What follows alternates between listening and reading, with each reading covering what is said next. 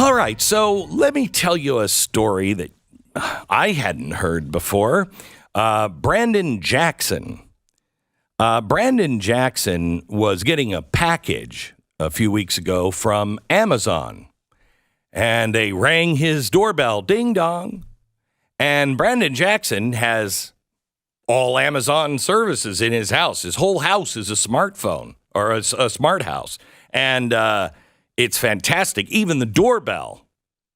And the doorbell he had automated. So when you ring the doorbell says, "May I help you?" Well, this Amazon driver heard, and I want to get the exact thing. "Excuse me, can I help you?" That's what the automated response said. "Excuse me, may I help you?"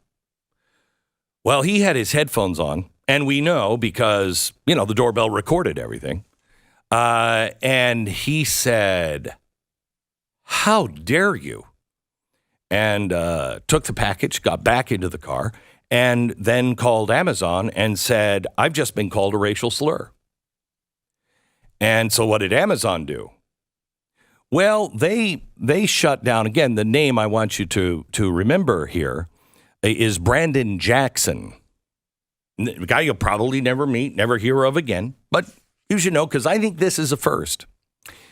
Amazon, instead of calling Brandon, their customer, instead, they just shut his house down. So he went to his smart house and tried to open the door and couldn't open the door.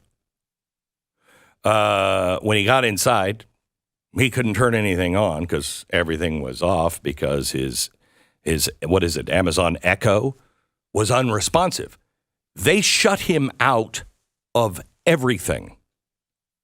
It took him a week before Amazon responded and went, "Oh, you looked at the video?" Yeah.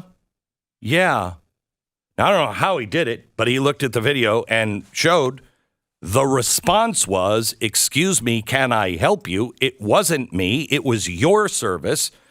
And he actually went on and said, "I don't think this guy was trying to make a false claim.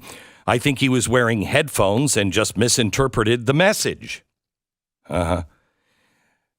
Jackson, now listen to this in the story. Jackson is now questioning his reliance on Amazon services. Really? I don't know. If I'd been locked out of my house for a week and nothing really worked, and the company that I was paying didn't have the respect to call me and say, "Hey, dude, what's going on?" I don't know. I think I do more than question Amazon service or my reliance on Amazon.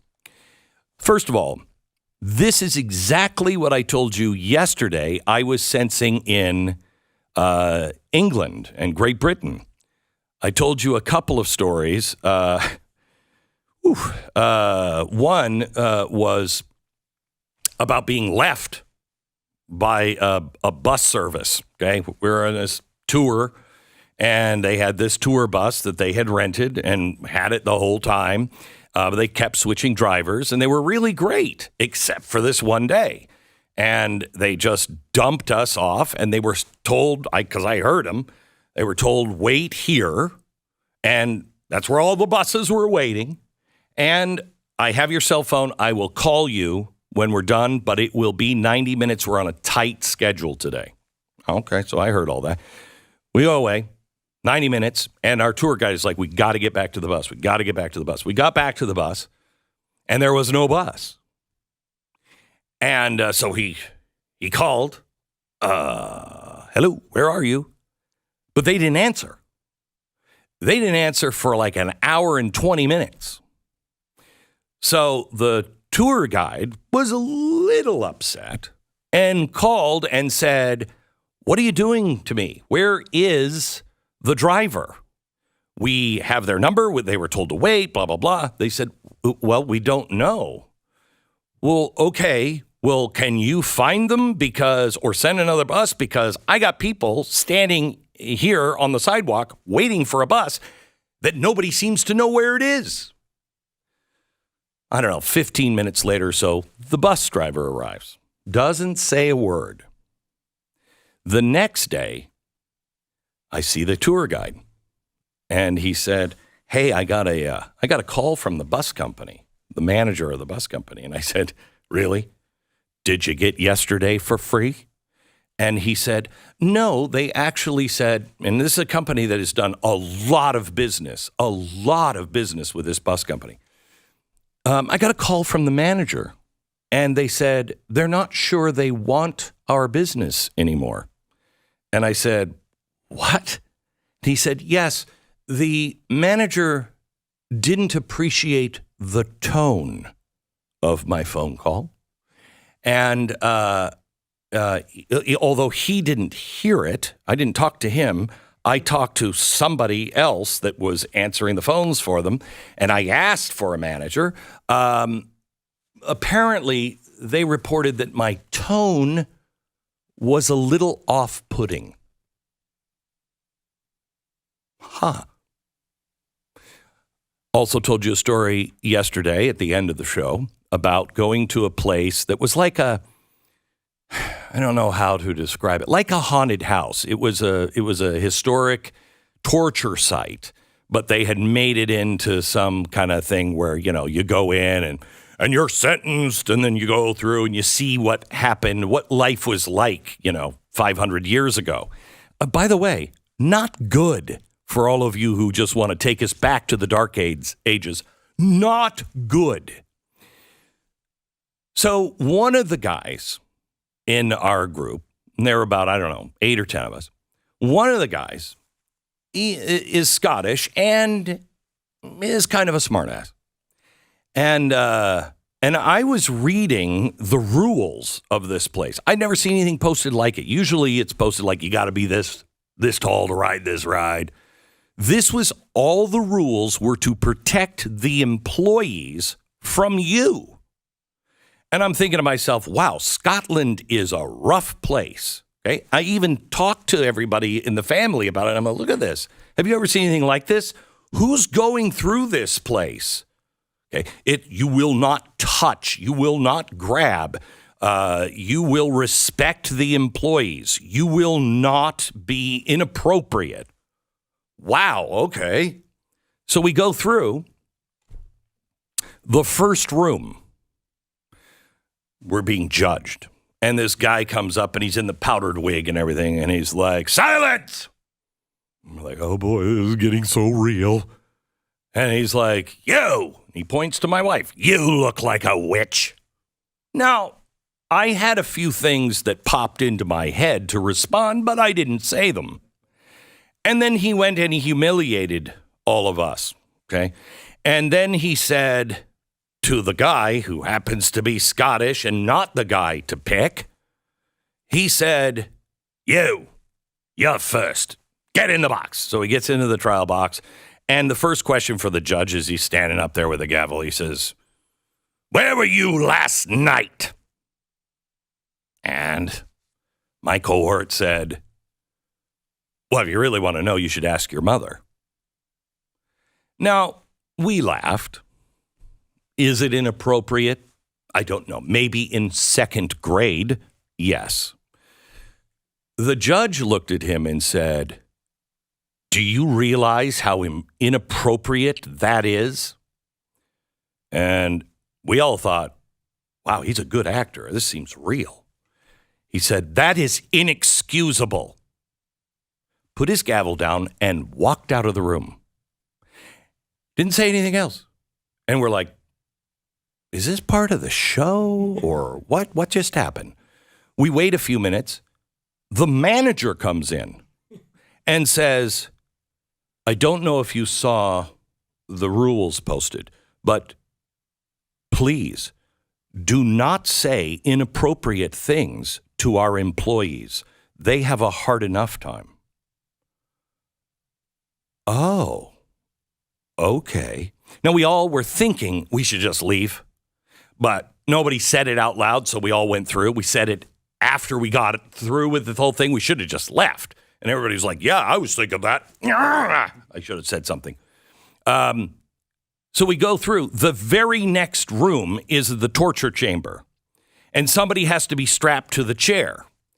And the guy looks at the same guy that has your mama jokes and says, you. So he straps him down to this chair and he shows him, I'm going to do this to you and I'm going to do this to you. And he's showing all of the torture tools that were used. And then he takes out this big, clamp or scissor, weird thing. And he brings it down to his pelvis area. He said, you know what this is for?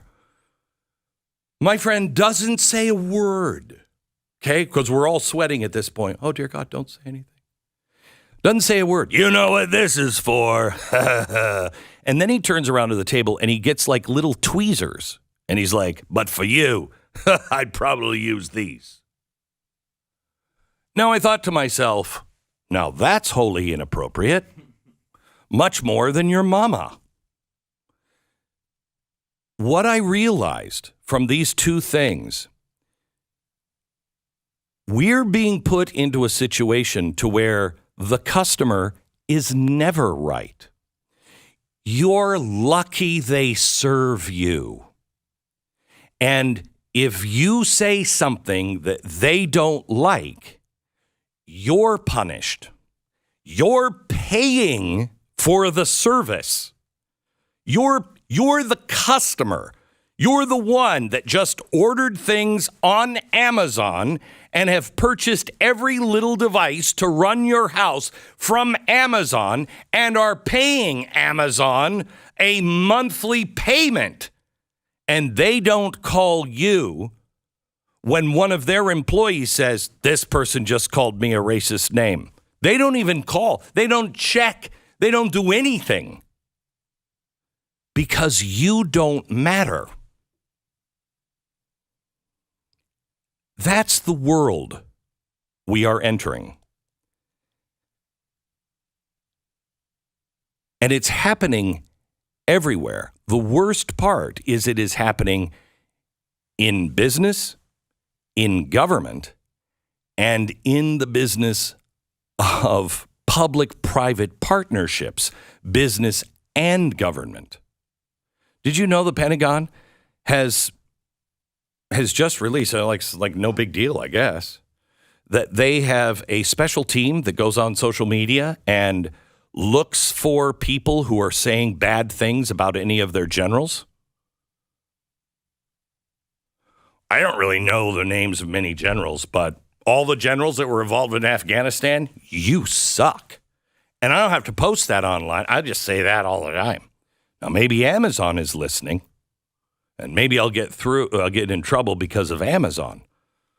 But it would be your Amazon that is getting me in trouble right now, not mine. I really think that we all need to do what he was. Maybe we need to question our reliance on Amazon's service and maybe own our own information and own our own devices. Wouldn't that be a refreshing thing? By the way, he went on to say, I fully support Amazon taking measures to ensure the safety of their drivers. This isn't about the safety of their driver. Their driver was never in jeopardy. Even if he was called names, he was never in jeopardy. He was never in a dangerous situation. What are you talking about? Words. Sticks and stones may break your bones, but words really hurt so much more. Be careful of who you're reliant on.